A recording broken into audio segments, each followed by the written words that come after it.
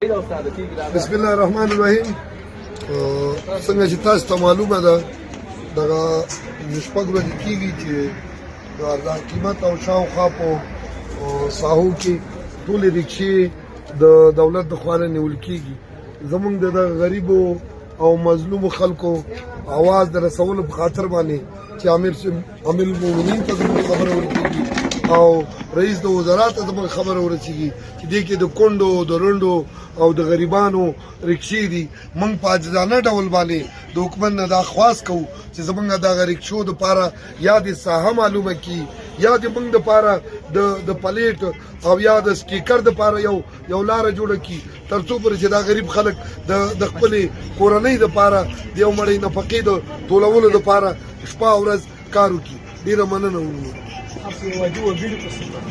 تقاضا د حکومت لرو چې موږ کاروبار په سیستم باندې خراب ده، دغه باید برابر کړي. موږ ته تعهد موږ سره وکړي، منطقه موږ ته معلومه کړي چې هغه منطقه چې هغې کې خطر موږ ته نه وي.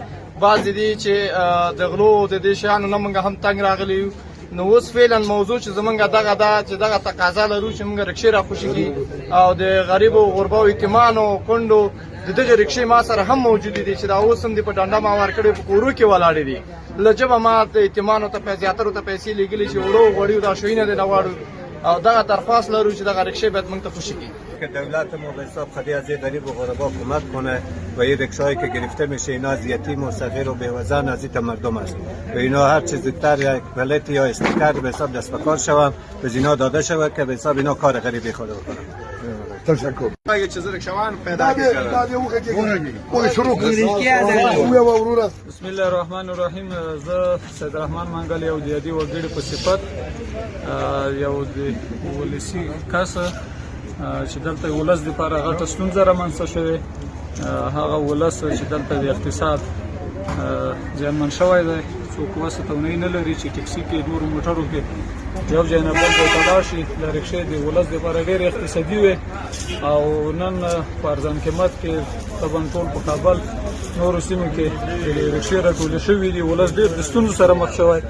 دغه ستونزې باید حل شي. دغه لاره نه ده چې رکشې قید شي او ضبط شي، ځکه دا د یو فقیر او غریب د مسکینو خلکو رکشې دي چې هغه یا مځکه خرڅه کړې ده یا د کور وسایل یا سره زرې خرڅ کړي د خپلې نفقې پیدا کول دپاره دغه رکشه لاسته راوړي. دغه رکشه د د نفقې پیدا کولو وسیله ده او که چېرته اسلامي امارت دا ته نه اخلي باید په بدیل کې قیمت ورته ورکړل شي او یا د کار زمینه ورته برابره شي او یا هم دغه رکشو دپاره بدیله لار پیدا کړي چې تر څو دغه ولس ونه ځورېږي، اقتصادي ستونزو نه راووځي.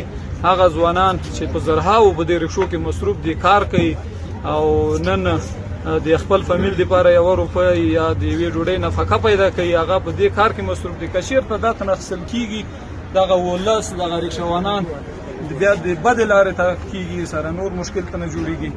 اسلامي امارت نه مې غوښتنه ده د یو عادي وګړي په صفت چې دغه مشکل جدي وګڼي، سر نه په کته نه وکړي او یوه حل لاره ورته پیدا کړي. ډېره مننه. لاس نه شو